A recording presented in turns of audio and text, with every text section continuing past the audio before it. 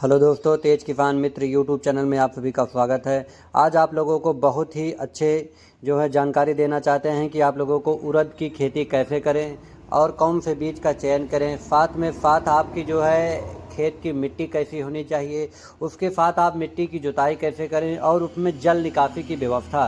सबसे बड़ी बात होती है कि अगर गर्मी के मौसम में अगर जल्दी बरसात होना स्टार्ट हो जाता है तो जल निकासी की व्यवस्था भी उसमें कर लें। और खेत की तैयारी कैसे करें, कितनी मात्रा में उसमें कौन से फर्टिलाइज़र का प्रयोग करें, और आगे चल के आपको ये भी बताते हैं कि उसमें रोग प्रतिरोधी वैरायटियों का चयन करें।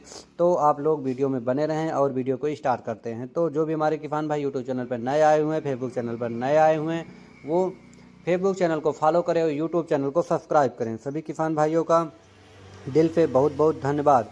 तो वीडियो को आपको स्टार्ट करते हैं और दिए गए बेल आइकन को दबाएं। तो आपको बताते हैं, तो जो उड़द होता है वह भूरा उड़द होता है। उसका जो समय होता है वह एक 60 से 65 दिन या अधिकतम 70 दिन की वैरायटी होती है, जो 2.5 महीने समय लेता है। तो अगर आपकी सरसों की फसल या चने की फसल या आलू का खेत खाली हुआ गर्मी में, तो जैसे ही आप खाली होता है वैसे ही आप उसमें उड़द की खेती की फसल ले सकते हैं।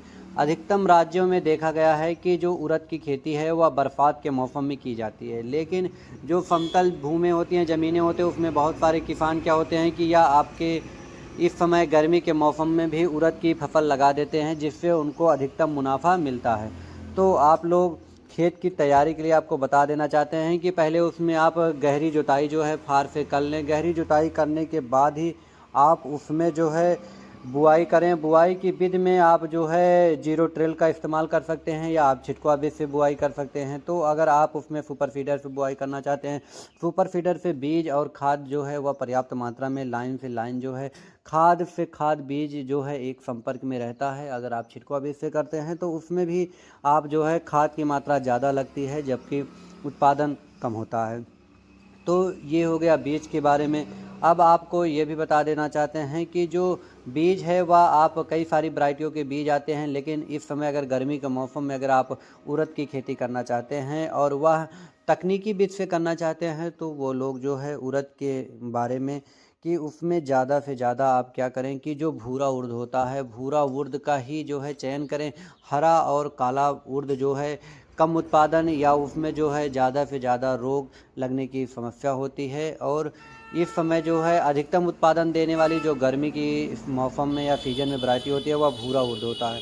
तो उसमें एक वैरायटी आप लोगों को हम बता देना चाहते हैं, शेखर 2 के नाम से वैरायटी आती है, प्रताप उदय के नाम से वैरायटी आती है, और पूसा 323 के नाम से वैरायटी आती है। तो जो शेखर 2 वैरायटी है वह बहुत ही प्रचलित है और ही बहुत बड़े पैमाने पे या इसकी रोपाई की जाती है। तो आप लोगों को बता दें कि उड़द की आप बुआई कर सकते हैं, और उड़द के जो खेत में है वह पहली सिंचाई आप उसकी 45 से 50 दिन के बीच में, अगर वो 45 दिन पर आप 40 से 45 दिन पर कर लें पहली सिंचाई।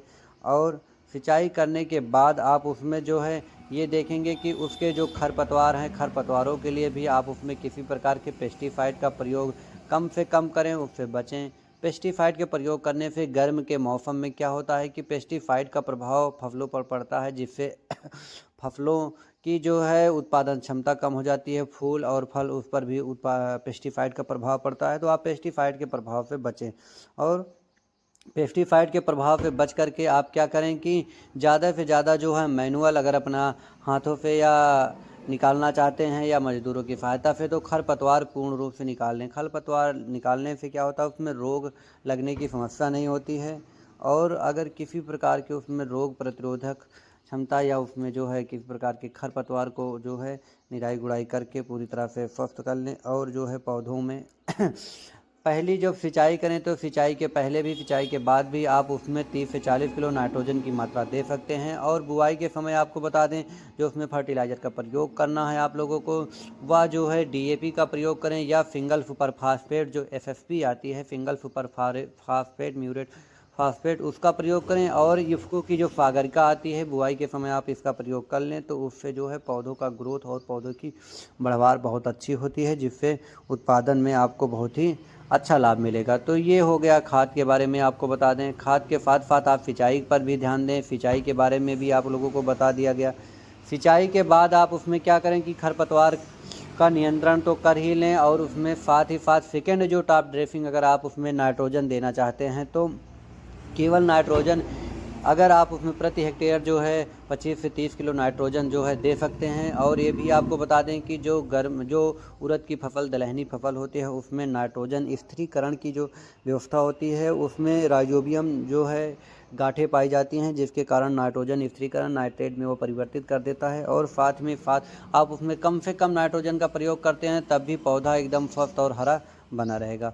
सिंचाई के विधि के बारे में बता दें तो अगर उसमें आप पहले ही बुआई के समय अगर उसमें आप नालियां बना चुके हैं तो आप उसमें खुला विधि से आप जो है सिंचाई कर सकते हैं नालियों के माध्यम से। अगर उसमें सुविधा है, अगर आप उसमें जो है स्प्रिंकलर से सिंचाई करते हैं तो स्प्रिंकलर की सिंचाई जो आप नॉर्मल सिंचाई करते हैं उससे वह कई गुना उत्पादन बढ़ जाता है। तो आप ज़्यादा से ज़्यादा अगर संभव है तो आप सभी किसान भाइयों जो है इस पोर्टेबल स्प्रिंकलर से सिंचाई करें। बौछारी सिंचाई होती है जिससे उनके पौधों को पर्याप्त मात्रा लगातार जो है नमी मिलती रहती है और वह सिंचाई की आवश्यकता भी पूरी होती रहती है। तो आप जो है देखेंगे कि जो पौधा है बहुत ही स्वस्थ हो जाता है। और इसके साथ ही साथ आपको ये भी बता दें कि ज़्यादा से ज़्यादा जो भूरा उर्द होता है उसमें रोग के लिए एक सबसे बड़ी समस्या होती है। और उसके आप जैसे ही उसमें फूल आना फल आना स्टार्ट होता है तो उसमें पीला मोज़ेक रोग लग जाता है। पीला मोज़ेक रोग जो है लगने से पहले ही अगर आप निवारण करते हैं तभी उसका निवारण किया जा सकता है, अन्यथा वह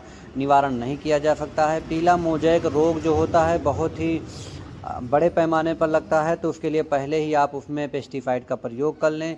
और वह नज़दीकी अपने जो भी खाद या दवाओं की जो दुकानें उससे संपर्क करके उसमें दवा का इस्तेमाल कर सकते हैं। तो आप पीला मोज़ेक से निदान पा सकते हैं। अन्यथा अगर आप उसमें लग चुका है तो पीले मोज़ेक के जो पौधा होता है पेड़ होता है उसको आप उखाड़ करके कहीं गड्ढे में दबा दें या खेत से अलग कर दें या उनका चयन करके उनको काट करके अलग कर दें, तभी इस वैरायटी का जो है होता है। नहीं तो या पीला मोज़ेक जो वायरस रोग होता है या पौधों से पौधों में फैलता हुआ चला जाता है।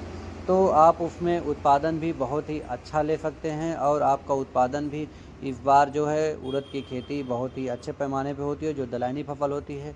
और मार्केट में इसकी मांग सबसे ज़्यादा होती है, तो इसके कारण जो है आप उड़द की खेती ले सकते हैं। तो आशा करते हैं आप लोगों को हमारे द्वारा दी गई जानकारी सही लगी हो, अच्छी लगी हो तो आप लोग लाइक करें और शेयर ज़रूर से ज़रूर करें। और कमेंट करके आप हमसे किसी भी प्रकार के अगर कोई भी बिंदु छूट गया है तो आप हमसे पूछ सकते हैं। अगर उसमें आपको फिर भी कोई दिक्कत आ रही है तो दिए गए नंबर पर आप संपर्क कर सकते हैं। और जो है भूरा उर्द की खेती के लिए बहुत ही अच्छा समय है। सभी किसान भाइयों का बहुत बहुत धन्यवाद।